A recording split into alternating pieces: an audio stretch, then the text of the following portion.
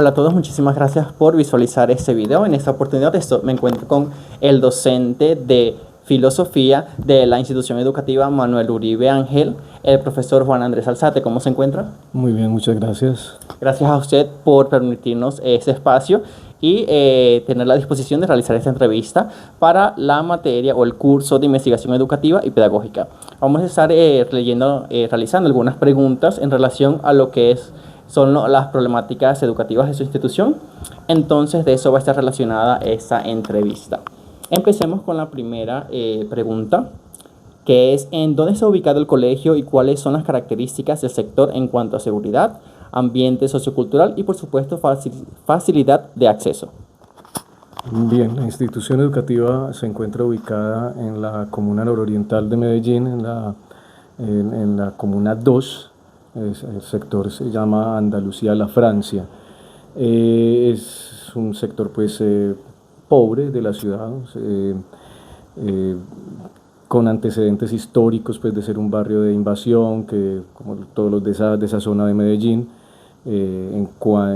pues con una cantidad de problemáticas de bandas, de consumo de droga, pues en las décadas pasadas. En la actualidad, el principal problema de seguridad que hay es el del tráfico de drogas, que hay pues con bandas del sector. Allá no existe ese tipo de violencia, de enfrentamientos armados como ocurría pues en el pasado en otros barrios de Medellín. No es como ese tipo de problemas, y es lo que se conoce, ¿no? Existe también casos pues como de extorsión a los comerciantes. En cuanto al ambiente sociocultural, pues es un barrio de estrato 1 y 2, al que llegan comunidades de muchos lugares, no solo de la ciudad, sino de Colombia. Allá hay mucha población migrante del extranjero y dentro del mismo país.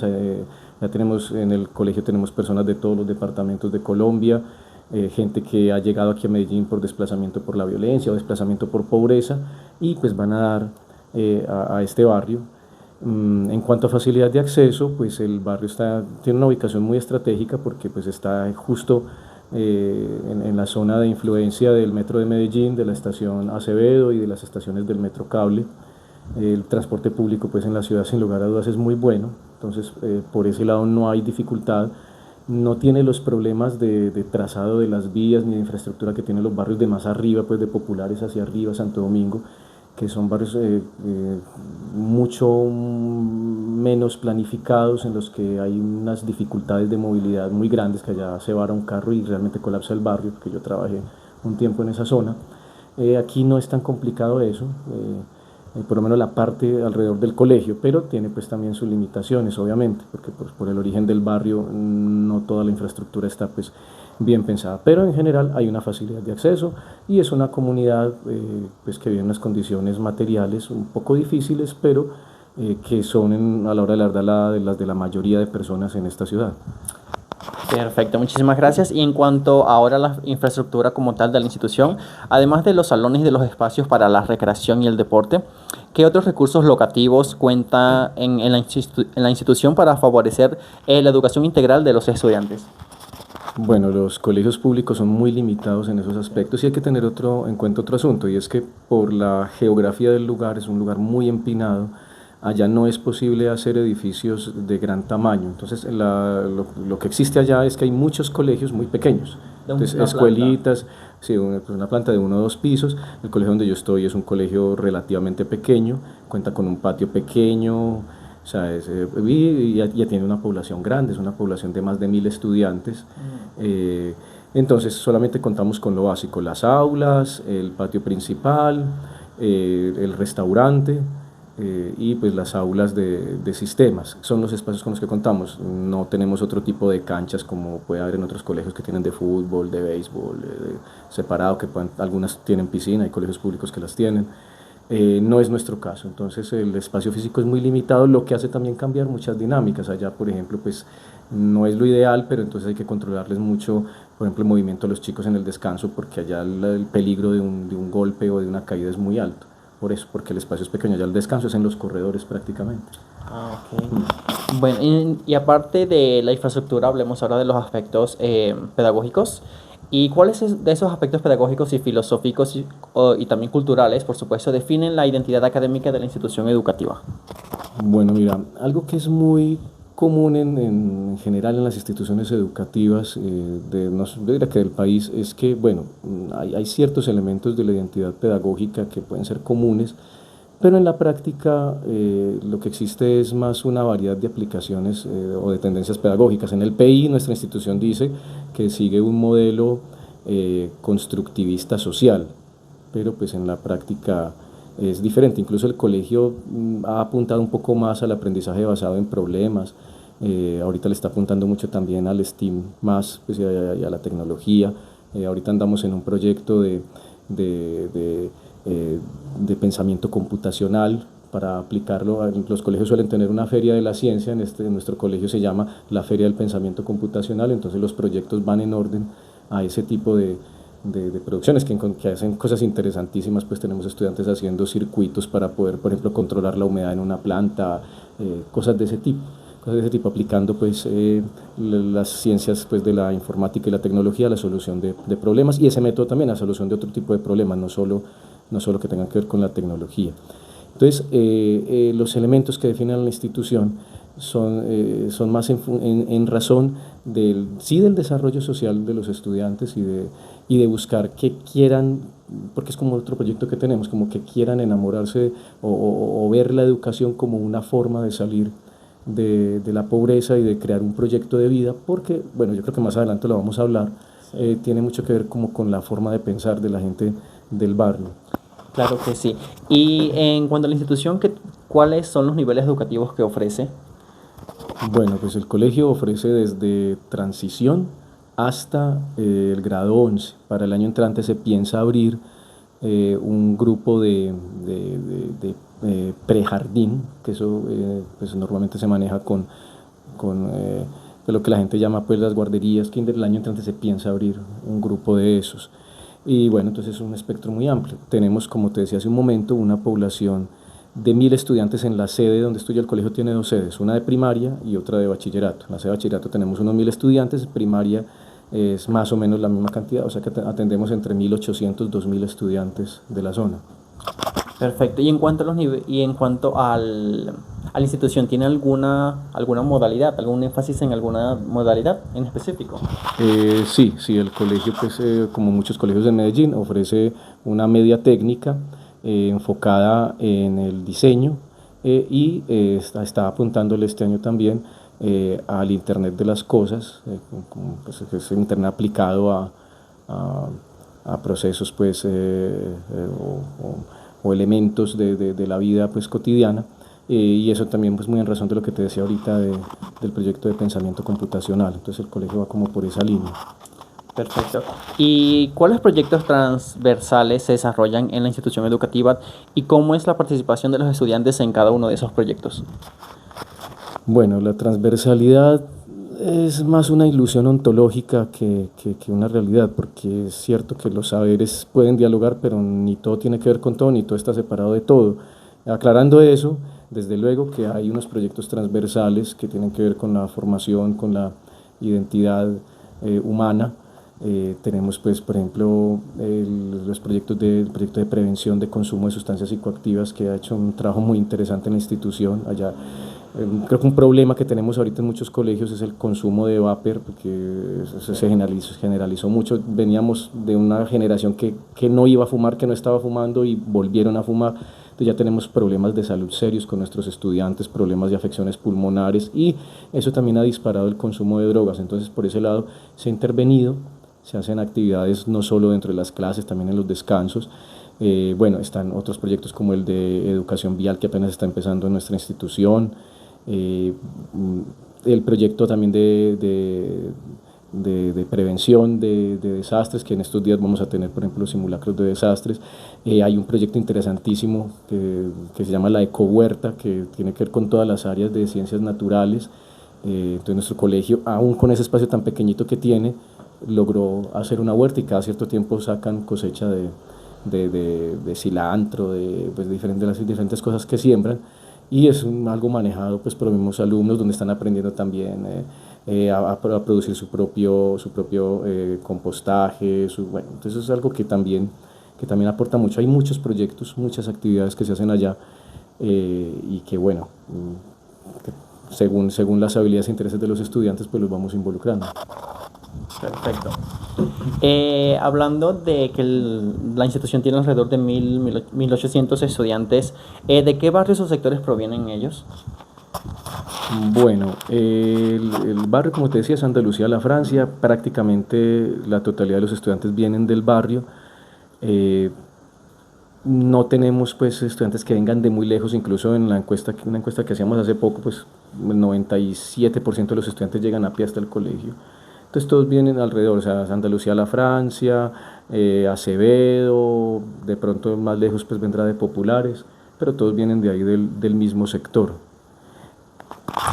Perfecto. ¿Y cómo se caracteriza el promedio de las familias? ¿A qué estratos socioeconómicos pertenecen? ¿Y a qué se dedican la mayoría de los padres?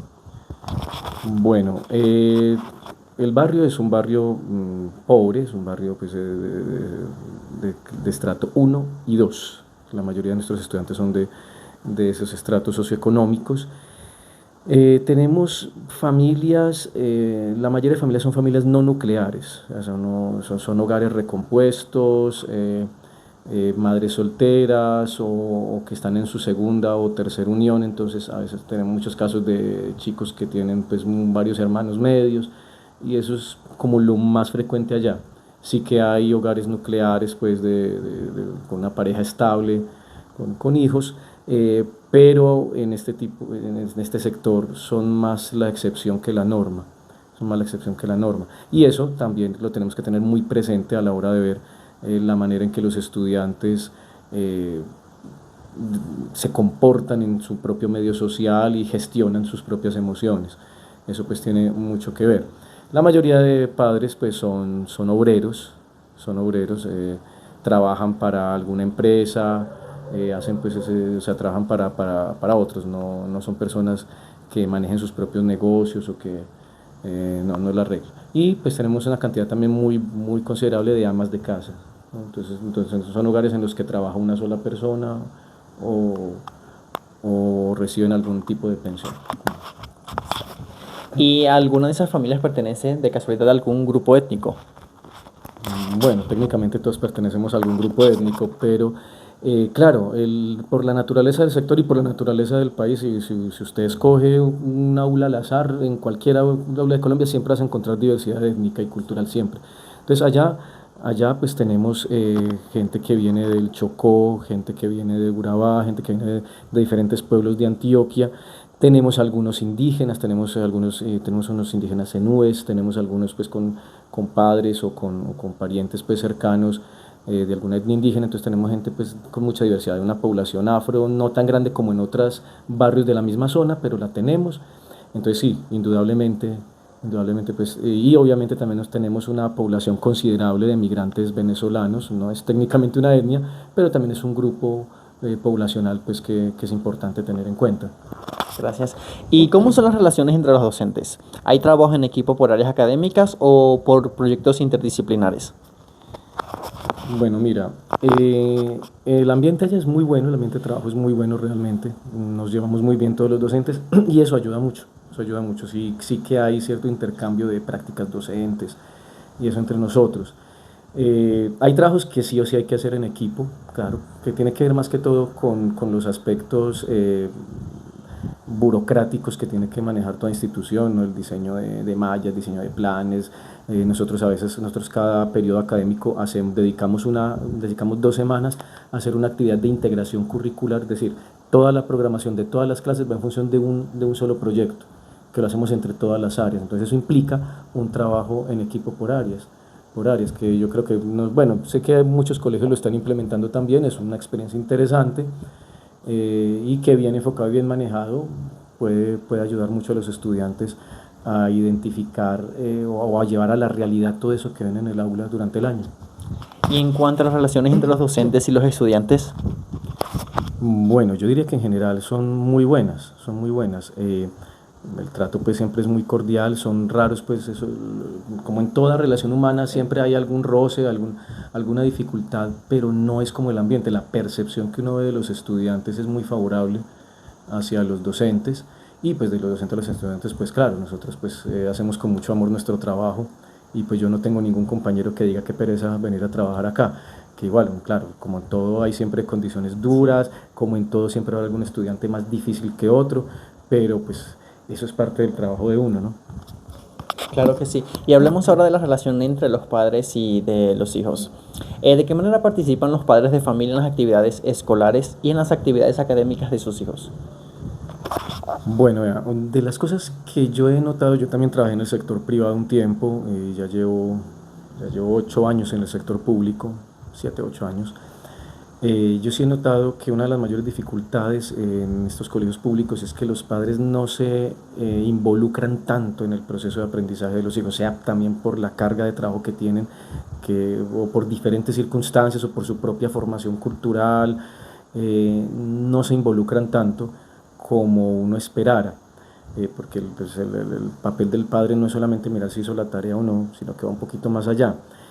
Y en ese sentido, entonces, la relación de los padres de familia con el colegio se limita más que todo a la entrega de notas, bueno, la escuela de padres que algunos sí asisten. O sea, hay padres de familia que sí que están muy, muy pendientes de la institución y trabajan muy de la mano con nosotros, que es algo muy bueno, que es algo realmente muy bueno, pero no detecto yo que sea la generalidad, y yo creo que ese es uno de las dificultades no solo de este colegio, sino de la inmensa mayoría de colegios en el sector público del país, y es la integración de los padres de familia al proceso educativo de los muchachos, que eso tiene muchísimo que ver, pero muchísimo, en el éxito de la educación.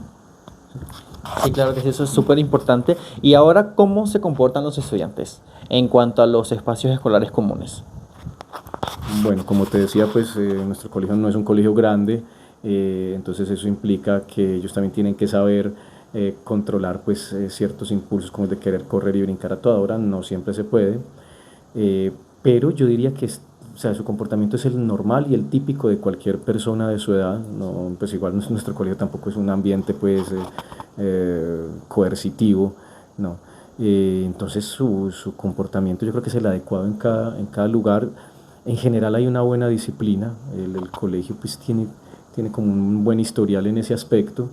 Te cuento un detalle, yo creo que es de los pocos colegios, yo creo que el único colegio donde yo he estado, en el que cada semana nos rotamos los profesores para estar un profesor en la portería siempre revisando uniformes hasta el último día del año, o sea, y son detallitos como eso, o sea, todo el tiempo estar muy pendientes porque son personas, o sea, cuando uno es adolescente, cuando uno es niño, uno todavía no ha introyectado la norma y hay que estarla recordando.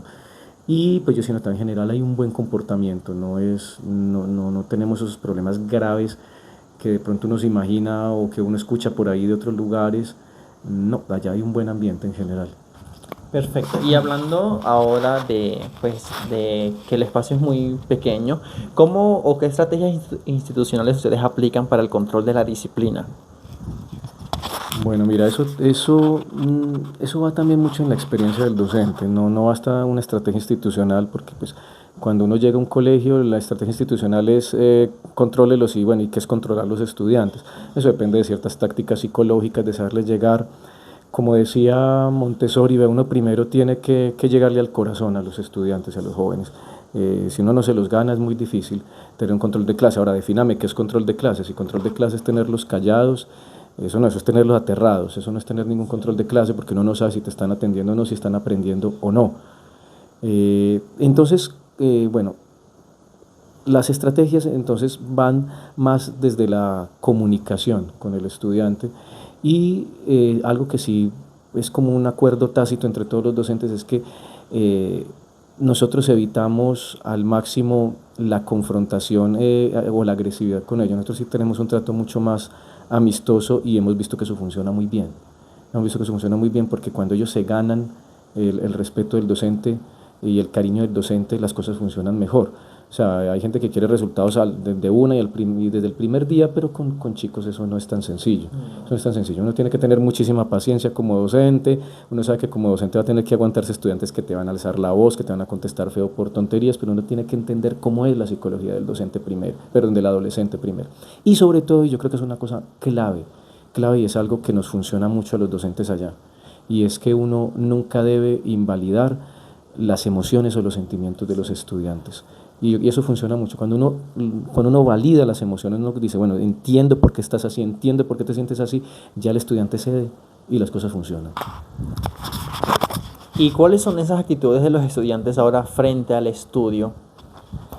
Bueno, eso tiene mucho que ver con algo que he notado yo en la cultura del sector, y es que en general veo que las personas del sector, y eso lo llevan los estudiantes al aula, no valoran la educación como algo central o importante en su proyecto de vida. Entonces, para ellos lo importante es, bueno, sacar el título y ya está, como sea. Da igual pues si lo hago muy bien, si lo hago muy regular, da igual para algunos, para otros es que ni siquiera. Sí, es normal que muchos adolescentes no entiendan el valor de la educación y no les importe y no quieran estar ahí y sean muy perezosos, es normal. Y yo me he encontrado estudiantes que en el colegio se la pasaban durmiendo y ahora en la universidad ya sí se pusieron las pilas y ya sí entienden por qué es que hay que aprovechar ese momento de la juventud para el aprendizaje y no dejarlo para después porque no da otro tiempo. Entonces la actitud de ellos es más como de laissez-faire, como de dejar que suceda, y bueno, eso es otra de los retos que tenemos nosotros, es enseñarles a valorar el aprendizaje y la educación como algo esencial y central en su vida. Y un hecho de lo que te estoy diciendo es que muy pocos estudiantes de los que están en 11 tienen la intención de presentarse a la universidad. La mayoría piensan en salir a trabajar, a hacer otra cosa. Entonces, eso también es algo que hay que ir cambiando, que ya ha cambiado porque en generaciones anteriores era que nadie se presentaba, ya tenemos algunos que dicen, bueno, yo quiero seguir haciendo una técnica, yo sí quiero ir a la universidad. No son todos, no son la mayoría, pero ya tenemos un poquito más de gente y la idea es ir haciendo ese cambio. ¿Y cuáles son ahora las áreas en las que el promedio de los estudiantes tiene un mejor rendimiento académico? Bueno, pues eso pues mirando yo por encima, que estoy pensando, por ejemplo, en los resultados del ICFES del año pasado, yo he visto que en lo que mejor les va es en ciencias sociales, en lo que mejor les ha ido. Ellos en general tienen ciertas, bueno, y creo que muchos colegios donde tienen más dificultades es con ciencias exactas y naturales. Lo que tiene que ver con la comprensión lectora también es una de las grandes dificultades porque es muy difícil desarrollarles hábitos de lectura y entonces por ese lado también tienen dificultades con la lectura crítica, con el pensamiento crítico, porque precisamente leen demasiado poco. Esa es una de las debilidades, pero la fortaleza yo sí la veo más por las ciencias sociales, los veo con cierta actitud crítica frente a ese tipo como que las problemáticas políticas y sociales, y eso me parece importante. Y creo que ese es uno de los fuertes de ellos. Y desde luego otro en lo que también son fuertes pues por la orientación del colegio es en el uso de ciertas herramientas digitales para pues, elementos gráficos. Perfecto. Y ahora, ¿qué es lo que considera usted que motiva a los estudiantes a aprender? Bueno, cuando uno es muy intelectual, a uno lo que lo motiva a aprender es el mismo aprendizaje, pero es difícil. Yo creo que con los estudiantes eso habría que preguntárselo a cada uno, porque ¿qué es lo que lo motiva a aprender? Pues a algunos lo motivará a aprender el hecho de quedar bien con sus papás, y eso es una motivación. A otro lo motivará a aprender una curiosidad genuina que sienta por algún tema en particular. Entonces, por eso es tan difícil para uno como docente motivar el interés en su área, porque es que es muy difícil yo satisfacer las motivaciones de 35, 40 estudiantes. Yo creo que a ellos también, pues, y parece que me esté contradiciendo con lo que decía hace un momento, pero yo creo que a algunos también los motivará el hecho de saber que pues, eso les servirá de pronto para trabajar después. Incluso muchas veces preguntan, bueno, ¿esto a mí para qué me sirve en la vida? Sí. Entonces yo creo que ahí tendremos una respuesta, y es que la principal motivación para el aprendizaje es la utilidad de lo que están viendo, ¿no? Puede ser. puede ser, o sea, como te digo, hay muchas motivaciones y yo creo que eso sí es muy subjetivo. Y el papel del docente, que es bien difícil, es ir descubriendo a ver qué es lo que los motiva y sobre eso, sobre esas motivaciones, ir pensando las planeaciones de sus clases. Por eso es imposible dar una clase igual de un año para otro, así sea el mismo tema, porque las necesidades y los intereses de los grupos son muy diferentes. Sí, claro que sí, allí se aplica lo que es la transposición didáctica. Y bueno, profesor, ya esa sería la última pregunta. Agradecerle simplemente por su tiempo, por su dedicación. Sé que no cualquiera tiene la disposición de pararse frente a una cámara, ¿no? Y darle a un estudiante como yo la oportunidad de poder responder cada una de esas preguntas que usted acaba de realizar con la mayor dedicación posible. Por supuesto, todo siempre desde la motivación como docente, ¿no? Así que muchísimas gracias por su dedicación, por su tiempo y a ustedes también por ver ese video.